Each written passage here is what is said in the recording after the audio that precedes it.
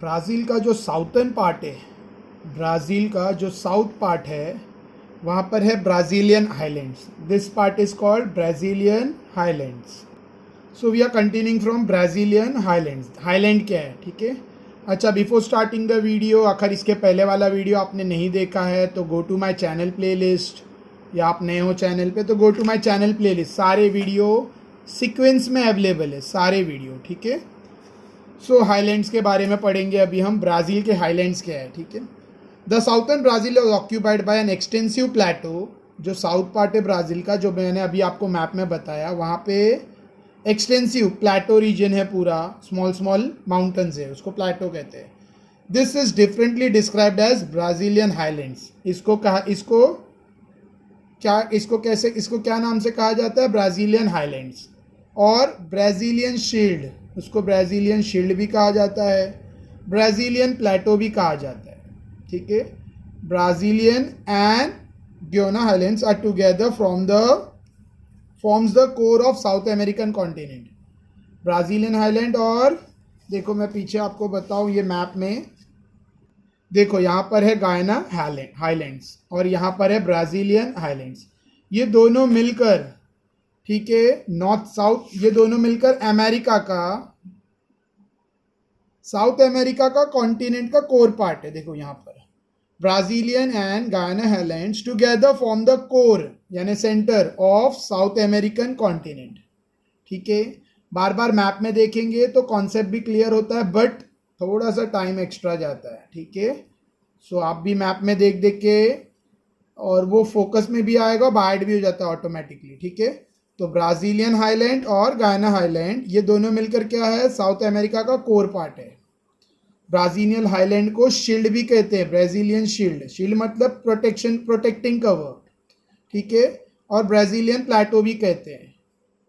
Next, the main part, यानी देखो सीधा सिंपल में, साउथर्न पार्ट, ब्राज़ील के जो साउथर्न पार्ट में है ये है ब्राज़ीलियन प्लेटो, ठीक है, या ब्राज़ीलियन हाईलैंड. इसको ब्राज़ीलियन शील्ड भी कहते हैं. और ये और गायना हाईलैंड, ये दोनों कोर पार्ट है साउथ अमेरिकन कॉन्टिनेंट के. The main part of Guiana highland is in Venezuela and its extend up to French, ठीक है. देखो ये जो गायना हाईलैंड है, इसका मेन पार्ट किस में है? वेनेजुएला में है, ठीक है. और वो कहाँ तक एक्सटेंड होता है? French Guiana. In Brazil it covers the state of Roraima, Para and Amapa in the north. Brazil में नॉर्थ के ये सब एरिया इसमें कवर होते हैं गायना आइलैंड में, ठीक है. कौन से? रोराइमा, पारा, अमापा, ठीक है. The lower part of this island is found in Brazil, but the highest peak of Brazil, Pico de Neblina, is 3014 meter high and lie on the border between Brazil and Venezuela, ठीक है. देखो ये जो mountain है ना, ठीक है, ये यहाँ पर, ये जो गायना हाईलैंड है, ये ब्राज़ील में इसका कुछ हिस्सा पाया जाता है, लेकिन ज़्यादातर कुछ हिस्सा इसका कहाँ पाया जाता है? ज़्यादातर ये वेनेजुएला में पाया जाता है. और कहाँ से कहाँ तक एक्सटेंडेड है? यहाँ तक, फ्रेंच गायना तक, ठीक है. आई होप समझ रहे हैं. मतलब उसका सिर्फ एक हिस्सा यहाँ पर आता है, लेकिन ये जो हाईलैंड है, इसका जो टॉलेस्ट पीक है वो ब्राज़ील में आता है, ठीक है, ब्राज़ील में आता है. उसका नाम है पिको डी नेब्लिना, और उसकी हाइट है 3014 मीटर हाई, ठीक है. And lie on the border between Brazil and Venezuela. और ये जो पीक है, ये जो टॉलेस्ट पीक है, ये बॉर्डर पे पाई जाती है, वेनेजुएला और ब्राज़ील के जो बॉर्डर पे ये हाईएस्ट पीक पाई जाती है, ठीक है. आई होप समझा. एक तो ब्राज़ीलियन हाईलैंड पूरी तरह से ब्राज़ील में है, और यहाँ पर ये गायना हाईलैंड, इसका कुछ हिस्सा ब्राज़ील में है, लेकिन ज़्यादातर ये वेनेजुएला में और यहाँ से लेके फ्रेंच गायना तक एक्सटेंडेड है. लेकिन जो टॉलेस्ट पीक है वो ये दोनों के बॉर्डर पे पाई जाती है, वो है 3014 मीटर हाई, ठीक है. और वो पीक का नाम है, वो टॉलेस्ट पीक का नाम है Pico de Neblina. Alright. The region to the east and south of Brazilian highland have an altitude of more than 1000 metre. East और साउथ का जो रीजन है ब्राज़ीलियन हाईलैंड का, उसकी जो हाइट है वो 1000 मीटर से ज़्यादा है. But in the other part the altitude is between 500 to 1000 metre, लेकिन दूसरे पार्ट्स में एल्टीट्यूड कितना पाया जाता है?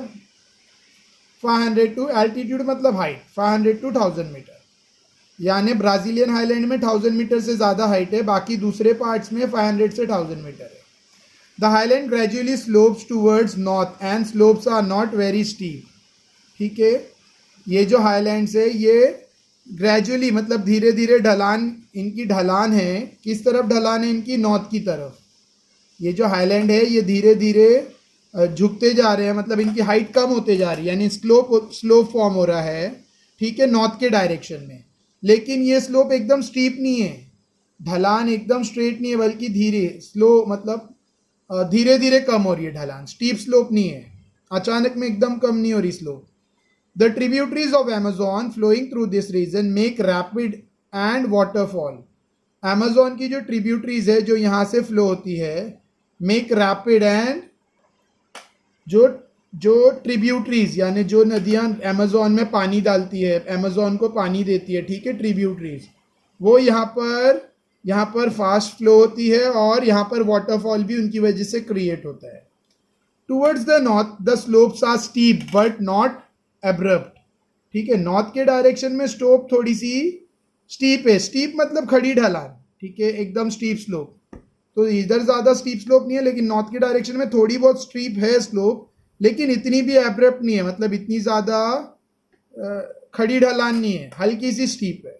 A number of river takes off from the terminal portion of the highland and flow northward to meet the Atlantic Ocean। ठीक है, नदियाँ कहाँ से स्टार्ट होती है? देखो मैं डायरेक्शन में बता दूँ, बहुत सारी नदी यहाँ से स्टार्ट होती है, ये पहाड़ की चोटी है, सपोज ये टॉप पार्ट है पहाड़ का, तो यहाँ से नदियाँ निकलती है और इस तरफ जाती है नॉर्थवर्ड, यानी अमेजोन में। यहाँ पे जो नदियाँ हैं वो यहाँ से फ्लो के ऐसी जाती है नॉर्थवर्ड, ये नदियों का डायरेक्शन रहता है। ठीक है, आई होप समझा। This is Amazon river basin.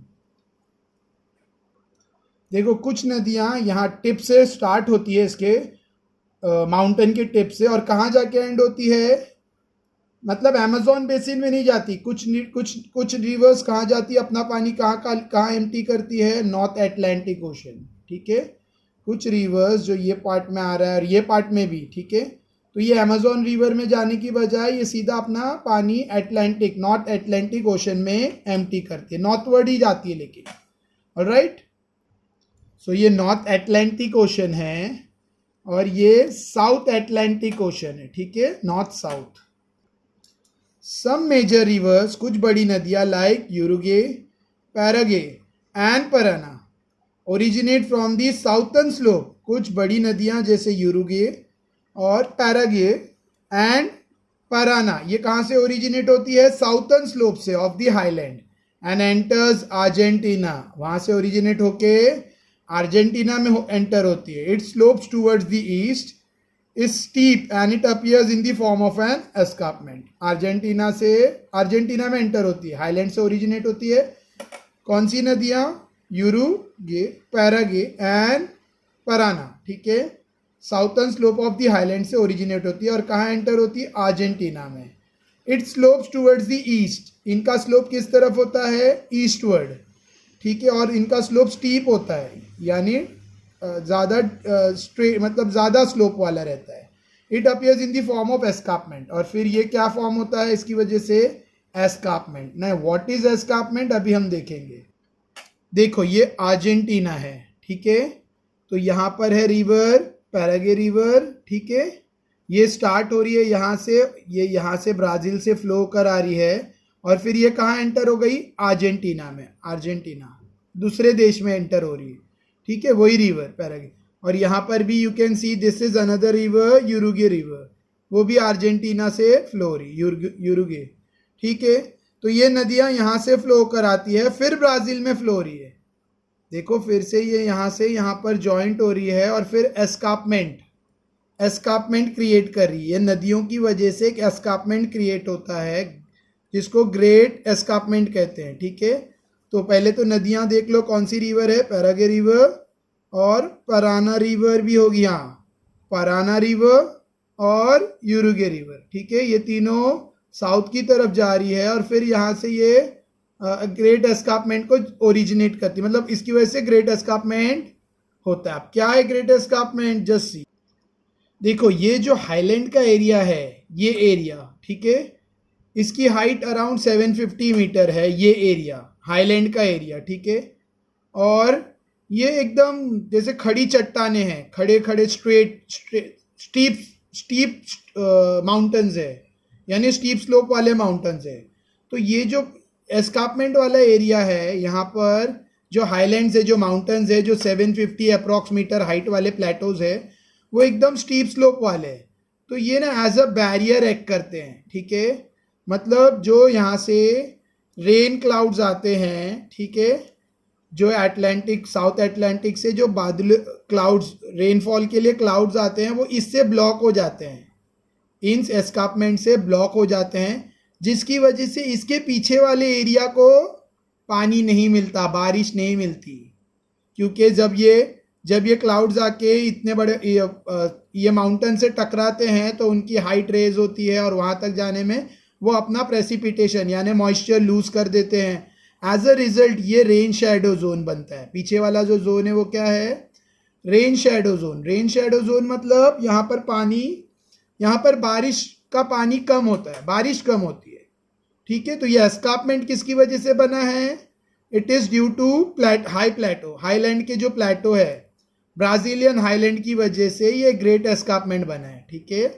Brazilian highland का एक हिस्सा है ग्रेट एस्कार्पमेंट, और ये एकदम कोस्टल एरिया को लगकर है, जिसकी वजह से जो रेन क्लाउड्स आते हैं वो इसमें ब्लॉक होने लगते हैं, या इसकी वजह से वो अपना मॉइस्चर लूज कर देते हैं ये साइड पे। तो मैक्सिमम रेन यही साइड पर हो जाती है और मिनिमम रेन ये साइड पे होती है। तो this is called rain shadow reason and this is called great escarpment, ठीक है। तो ये जो रिवर्स है वो एस्कार्पमेंट के थ्रू ओरिजिनेट हो रही है। देखो यहाँ से पराना रिवर, पराना रिवर और यूरुगो रिवर, ठीक है। I hope you all can see, यहाँ पर है, ठीक है, ये और Parana river, next Paraguay river, ये सब कहाँ से, रेन शैडो जोन में आती है, ठीक है। तो वही पॉइंट वहां पर रिपीट हो रहा है। तो देखो what is written over here about the great escarpment. Great escarpment है क्या, यहाँ क्या लिखा है, though it occupies a very small area. Great escarpment वैसे तो बहुत छोटे एरिया में है। The nature of its slope and the effect it has on the climate make it separate physiographic region. लेकिन उसका जो क्लाइमेट पे असर पड़ता है और उसका जो स्लोप का नेचर है, वो फिजियोग्राफी को, वो उसको एक अलग खास फिजियोग्राफिक रीजन बना देता है। The eastern side of highland is demarcated because of the escarpment. Highland का जो ईस्टर्न साइड है वो डिमार्केटेड यानी कट हो गया है, यानी उसको रेन नहीं मिल रहा है, रेन शैडो रीजन में आ रहा है। किसकी वजह से, हाईलैंड की वजह से, ईस्टर्न साइड हाईलैंड की वजह से, ठीक है। ईस्टर्न साइड हाईलैंड का, ठीक है, एस्कार्पमेंट की वजह से डिमार्केट हो गया है, ठीक है। जो ईस्टर्न साइड है हाईलैंड का, मैप में बता दूं, this is eastern side of the highland. ये ईस्टर्न साइड है हाईलैंड का, eastern side of highland is demarcate, ये ईस्टर्न साइड है। ईस्टर्न साइड जो ऑफ हाईलैंड का, ये रेन शैडो जोन में आ रहा है बिकॉज ऑफ दिस एस्कार्पमेंट, ठीक है। Demarcated means cut off because of escarpment. In this region, the altitude of escarpment is 790 meter. Height कितनी है escarpment की, 790 meter. In some region, the height decreases gradually. कुछ region में height और कम है. The escarpment is very steep, particularly from Sao Paulo to Porto Alegre. Escarpment बहुत सीधी ढलान वाला है, यानी सीधी स्लोप है ही नहीं, बिल्कुल एकदम सीधी चट्टान है, खास करके कहाँ, साओ पॉल से पोर्टो एलिग्रेस, ठीक है। The escarpment act as a barrier to south east trade wind giving rise to the rain shadow region in the northern eastern part of the highland. देखो ये जो एस्कार्पमेंट है वो barrier की तरह यानी रुकावट की तरह काम करता है, किसको, जो साउथ ईस्ट ट्रेड विंड है, जो साउथ ईस्ट से मॉइस्चर वाली क्लाउड्स आते हैं, उनके लिए एज अ बैरियर काम करता है, ठीक है। जिसकी वजह से उसके पीछे वाला एरिया रेन शैडो, जो मैंने आपको मैप में बताया, वो रेन शैडो जोन में आ जाता है, ठीक है, on the area in the northern part of the highland. The region to the north of this area is called as drought quadrilateral. और ये इसके जो नॉर्थ में एरिया है उसको क्या कहते हैं? ड्रॉच क्वाड्रिलेटरल। ड्रॉच मतलब सूखा, ड्रॉच क्वाड्रिलेटरल सूखा एरिया या सूखा क्वाड्रिलेटरल। क्वाड्रिलेटरल फोर साइड वाले फिगर को कहते हैं। तो ये जो एरिया है इसके नॉर्थ में, दिस इज कॉल्ड ड्रॉच क्वाड्रिलेटरल, ठीक है, ड्रॉच क्वाड्रिलेटरल। ऑलराइट, तो ये जो मानसून विंड आती है, जो ट्रेड विंड्स आती है यहाँ से, ग्रेट एस्कार्पमेंट उसको एज अ बैरियर एक्ट करता है, ठीक है। और साउथ पोल से लेकर जो नाम दिया है साउथ पोल, तो नाम भी थोड़े ब्राज़ील स्टाइल के, थोड़े थोड़े फनी है, थोड़े अलग से है। सो साउथ पोल से पोर्टो तक, हमारे इंडिया जैसे नाम नहीं है, ठीक है। साउथ पोल से पोर्टो तक का ये इसका बैरियर रहता है, मतलब इसका स्लोप कम होते जाता है, ठीक है। अच्छा, एस्कार्पमेंट इसके लिए कहते हैं इसको great Indian escarpment, great escarpment इसके लिए कहते हैं क्योंकि ये बैरियर है। किसको बैरियर है? मॉइस्चर, क्लाउड, ट्रेड विंड को, जो रेन वाले मॉइस्चर है उनको, जिसकी वजह से इसके पीछे जो नॉर्थ वाला एरिया है ये रेन शेडो जोन में आ जाता है। इसको ड्रॉच क्वाड्रिलेटरल कहते हैं। आई होप समझा, ठीक है। एस्कार्पमेंट इसके लिए इसको कहा जाता है क्योंकि ये स्टीप स्लोप वाले हिल्स है, खड़ी स्लोप वाले हिल्स है, ठीक है, एकदम स्ट्रेट हिल्स है। जैसे देखो दो टाइप के, अभी ये ऐसे हिल्स होते हैं, ठीक है, माउंटेन टाइप ऐसे हिल्स जो हम लोग स्कूल में ड्राइंग बनाते हैं पहाड़ों की, ठीक है। और कुछ हिल्स ऐसे भी रहते हैं, ये ऐसे हिल्स है, तो this is called steep slope, एकदम स्टीप स्लोप ही नहीं है। और ये जेंटल स्लोप है या ग्रेजुअल स्लोप है, ठीक है, जेंटल स्लोप, स्टीप स्लोप। तो स्टीप स्लोप वाले माउंटेन है ये ग्रेट एस्कार्पमेंट। इसके लिए इनकी कैरेक्टरिस्टिक कुछ और है, क्योंकि इनकी वजह से पीछे वाले जोन में बारिश कम होती है, तो पानी की कमी होती है, एक्सेट्रा। ऑलराइट, देखो मैं आपको ये समझाकर मैप से रिलेट करने की पूरी कोशिश कर रहा हूँ ताकि टॉपिक अच्छे से समझ में आए, वरना सिर्फ रीड करते जाऊँगा तो इट्स यूजलेस, ठीक है। हाँ, थोड़े नाम इसके प्रोनाउंस करने में थोड़ा सा तकलीफ होती है क्योंकि हमारे इंडिया जैसे प्यारे प्यारे नाम नहीं है इसमें, थोड़े अजीब अजीब, थोड़े से फनी, गाय वाया, गाया वाया, ऐसे सब नाम है, ठीक है। Next, the coast. कोस्ट मतलब समुद्री तट, पानी को लग के, समुद्र को जो बॉर्डरिंग तट है वो। Brazil has a coast line of about 7,400 kilometre. Brazil का कोस्ट लाइन कितना है? देखो यहाँ पे डिस्टिंग्विश का एक पॉइंट बनेगा। इंडिया का कोस्ट लाइन कितना था आपने देखा होगा, और ब्राज़ील का कितना है? 7,400 किलोमीटर। इंडिया का था 7,500, ब्राज़ील का उससे थोड़ा सा कम है, 7,400। ब्राज़ील का कोस्ट लाइन इंडिया के कोस्ट लाइन से थोड़ा कम है। वन में divide that into two part, namely northern and eastern coast. Brazil के कोस्ट को दो पार्ट में डिवाइड कर सकते हैं, ईस्टर्न और वेस्टर्न, ठीक है, नॉर्थन और eastern, northern and eastern. The northern coast extend from Amapa provinces in the north to Rio de Grande North in the east. This is called as northern Atlantic coast. From there the eastern coast extend towards the south, ठीक है। तो इसमें northern और eastern coast है, ऊपर वाला है northern coast, देखो ये नॉर्थन कोस्ट है यहाँ से लेके यहाँ तक, ठीक है, यहाँ तक, और बाकी ये नॉर्थन कोस्ट है, ठीक है। और ये ईस्टर्न पॉइंट से लेकर नीचे तक, साउथ तक, ये है आपका ईस्टर्न कोस्ट। इसको ईस्टर्न कोस्ट कहते हैं, ईस्टर्न कोस्ट, और इसे कहते हैं नॉर्थन कोस्ट, ठीक है। तो नॉर्थन कोस्ट नॉर्थ अटलांटिक में है और eastern coast south Atlantic ocean. Alright, तो एक्सटेंड आप देख लो, मैप में आपको दिखेगा, अमापा से शुरू होता है नॉर्थ में to Rio de Grande Norte in the east, और ईस्ट में यहाँ पर आकर नॉर्थन कोस्ट एंड होता है, Rio de Grande de Norte, ठीक है। This is called as northern Atlantic coast, और ये कोस्ट को कहते हैं नॉर्थन, देखो नॉर्थन अटलांटिक ओशन को जो लगा है वो northern Atlantic coast. From this the eastern coast extend towards the south, और इसके बाद से क्या स्टार्ट होता है? ईस्टर्न कोस्ट, जो साउथ में एक्सटेंडेड है, ठीक है। Next, the northern coast is characterised by mouth of many river including the Amazon. Northern coast में बहुत सारी रिवर्स का ओपनिंग है, ठीक है, माउथ है, जैसे कि अमेजॉन सबसे बड़ी नदी है ब्राज़ील की।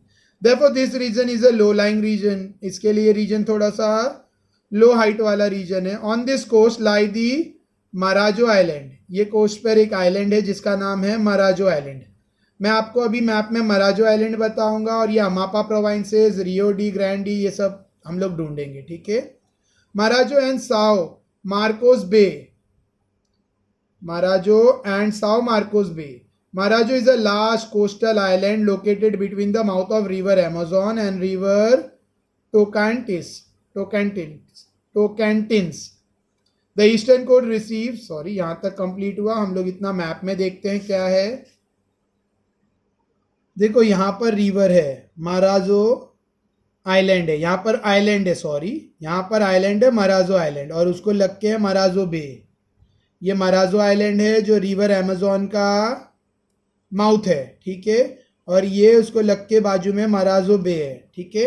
फिर आगे एक है साओ मार्कोस बे, ठीक है, ये भी बे है। तो ये सब किधर लगता है, नॉर्थ एटलांटिक ओशन को लग के, जो नॉर्थ एटलांटिक कोस्ट है, ये पूरे कोस्ट को नॉर्थ एटलांटिक कोस्ट कहते हैं, यहाँ से यहाँ तक, ठीक है, alright. The eastern coast receive large number of smaller rivers. The only major river which meets the Atlantic Ocean here is Sao Francisco, ठीक है। देखो ईस्टर्न कोस्ट में बहुत सारी छोटी छोटी नदियां हैं, खाली एक ही बड़ी नदी है जो अटलांटिक ओशन में ज्वाइन होती है, वो है साओ फ्रांसिस्को। तो अभी मैप में हम लोग ये भी देखेंगे, Sao Francisco. The Brazilian coast is characterised by a large number of beach. जो ब्राजीलियन कोस्ट है उसमें बहुत सारे बीच है और सैंड ड्यून्स कॉम्प्लेक्स है। रॉकी बीच नहीं है बल्कि सैंड ड्यून्स वाले बीच है, सैंड ड्यून्स रेतीले, जैसे मुंबई में जुहू चौपाटी है, ठीक है। The Brazilian coast is protected in some area by coral reef and अलॉट आइलैंड। कुछ कुछ एरिया में जो ब्राजीलियन कोस्ट है वहां पर कोरल रीफ्स है, कोरल रीफ यानी मूंगों की चट्टान, रीफ चट्टान, कोरल मूंगे, मतलब ये एक टाइप के लिविंग ऑर्गेनिज्म है corals. They grow on rocks या फिर सैंड वगैरह, मतलब अंडर वाटर, ठीक है। या अलॉट आइलैंड है, अलॉट आइलैंड आई सेड यू, ऐसा आइलैंड जो रिंग शेप पे, मतलब बीच में वाटर हो और आजू बाजू यहाँ पे लैंड रहता है, सब बाजू से लैंड रहता है और बीच में वाटर रहता है। This are also called as back water kayals, यानी पानी इसमें भरता है, खाली होता है, ऐसा चलता रहता है, ठीक है। तो ये देखते हैं रिवर साओ फ्रांसिस्को देख लेते हैं, और बस तो एक ही बिग रिवर है, that is Sao Francisco river. बाकी बहुत सारी स्मॉल स्मॉल रिवर्स है, लेकिन एक बड़ी सी नदी है जिसका नाम है Sao Francisco river. I hope तुम्हें दिख रही है, ठीक है, alright. So by this we finish coastal area of Brazil. Now we are moving to the plain. Brazil का जो प्लेन एरिया है, the plain in Brazil are continued to two areas, namely the Amazon basin in the north and Paraguay-Paraná sources region in the southwest, ठीक है। Plane दो part में divided है, एक तो अमेजोन बेसिन, ये पूरा प्लेन एरिया है, ठीक है, नॉर्थ में, और साउथ वेस्ट में कौन सा है, पैराग्वे और पराना, जो रिवर्स है ना उनका basin, Paraguay and Parana sources region in the south west. Amazon plains lying between the two highlands forms the largest plainland of the Brazil. Amazon का जो प्लेन है, जो ये दो लैंड के बीच में है, ये सबसे बड़ा प्लेन एरिया है ब्राजील का, ऑलराइट। Amazon, और ये जो Amazon का प्लेन है, इसका जो नॉर्थन पार्ट में Amazon प्लेन है ब्राजील के, उसका स्लोप जनरली कौन सी तरफ है, ईस्टवर्ड, ईस्ट के डायरेक्शन में स्लोप है। The Amazon basin is quite wide in the west के हिस्से में अमेजोन का जो रिवर बेसिन है वो बहुत चौड़ा है, ठीक है, अबाउट 1300 किलोमीटर, यानी इतना ब्रॉड वो रिवर का सेक्शन है। एंड इट्स नैरो ईस्टवर्ड, और ईस्टवर्ड जाते जाते वो पार्ट नैरो हो जाता है, ठीक है। तो अभी इसमें भी डायग्राम में भी बता दूंगा। देखो अमेजोन बेसिन का ये पार्ट ब्रॉड है और 1300 किलोमीटर जितना ब्रॉड है, और ये ईस्टवर्ड जाते जाते क्या हो जाता है, इट बिकम नैरो, यानी यहाँ पर इतना ब्रॉड है लेकिन ईस्टवर्ड आते आते वो इतना सा हो जाता है, नैरो हो जाता है, ये नैरो हो गया, और यहाँ पर इतना ब्रॉड है। आई होप समझ रहे आपको, ठीक है। तो ब्रॉड पार्ट है लेकिन आगे जाते जाते ये माउथ तक पहुँचते पहुँचते नैरो हो जाता है, ठीक है। अमेजोन रिवर बेसिन जो सबसे बड़ा रिवर बेसिन है और सबसे बड़ा प्लेन एरिया है। नेक्स्ट और उसका फ्लो, उसका स्लोप किस तरफ है? Eastward. I show you all eastward. It's width is minimum where the Guiana Highland and the Brazilian Highlands come closer. ठीक है, उसकी विद चौड़ाई कम हो जाती है अमेजोन रिवर बेसिन की, अमेजोन प्लेन की रिवर सॉरी अमेजोन प्लेन की जो चौड़ाई है वो कम हो जाती है. कहाँ पर? जहाँ पर गुआना हाईलैंड और ब्राज़ीलियन हाईलैंड एक दूसरे के करीब आ जाते हैं, यानी वहाँ पर उसकी चौड़ाई सिर्फ 240 किलोमीटर बचती है. 1300 किलोमीटर से 240 किलोमीटर. ठीक है. As the river approaches the Atlantic Ocean, the width of the plain increase. जैसा जैसा नदी अटलांटिक पहुँचती है, प्लेन की चौड़ाई बढ़ते जाती है. This are mostly forested area. यहाँ पर ज़्यादातर ये पूरा जंगल एरिया है, फॉरेस्टेड एरिया है. ठीक है. एंड लार्जली इनएक्सेसिबल, और बहुत घने जंगल है, मतलब वहाँ पे इनएक्सेसिबल, लोग जल्दी वहाँ पर जाते नहीं है. ठीक है, मतलब वहाँ ट्रांसपोर्टेशन कुछ नहीं है जाने आने. ठीक है, ट्रैवलिंग करना वहाँ पे थोड़ा मुसीबत है, जैसे पॉसिबल कम है, पॉसिबिलिटीज़ कम है इसके लिए. ड्यू टू, क्यों वहाँ पर इनएक्सेसिबल क्यों है वहाँ पर, मतलब वहाँ पे लोग कम क्यों जाते हैं? बिकॉज ऑफ फ्रिक्वेंट फ्लडिंग, क्योंकि वहाँ पर बार बार बाढ़ आती है. डेंस अंडरग्रोथ, घने जंगल है.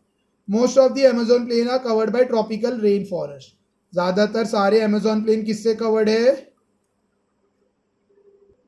Tropical rain forest. ठीक है. नेक्स्ट प्लेन का last point, the other plain in Brazil are located to the south west part of the highland.